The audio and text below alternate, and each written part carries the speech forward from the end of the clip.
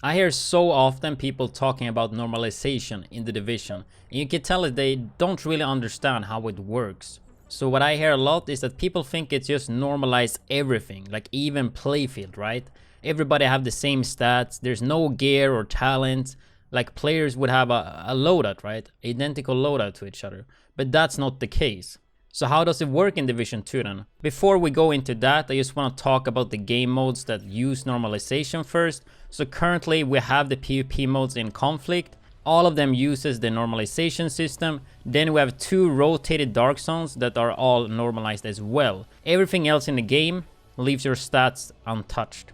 And we can go to the inventory screen and we can actually toggle our stats by pressing X. And then we can see how the normalization changes our stats. So your gear set, brand set, your attributes, and weapon talents and everything still matters. The only thing that changes are that your attributes and some talents will be at a certain number, like most time in half.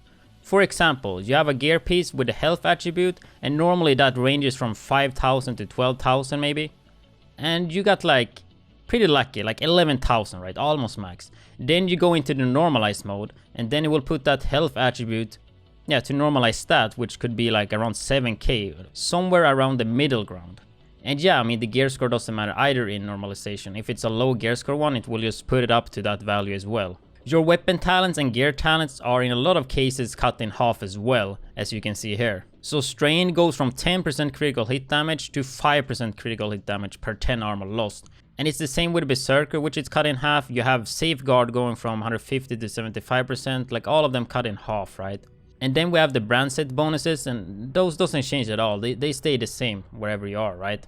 So when I hear about normalization, I would think like it would max every attribute to their max roll like every other game do.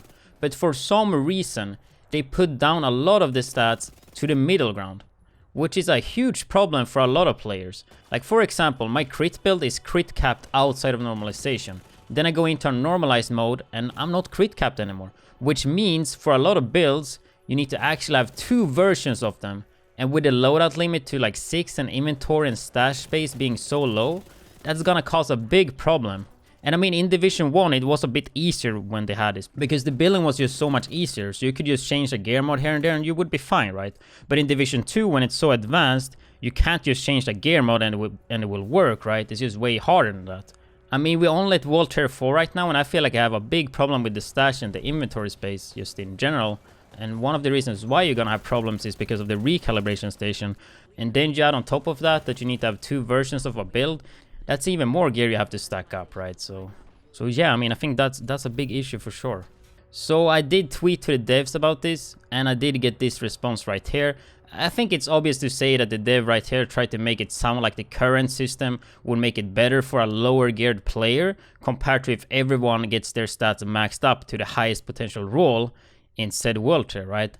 And reading some of the replies to the tweet, you could tell that there was a lot of people that actually think what I suggested would make it unfair for lower geared players, even though that's not the case. So if a low gear player and a high gear player would get the highest potential roll an item could have, it would still be the same as it is right now. Nothing would change at all. The stats would still be equal, but it would make way more sense because you wouldn't run into a problem where you would have to change your build completely because you're not crit capped anymore in a normalized mode, for example.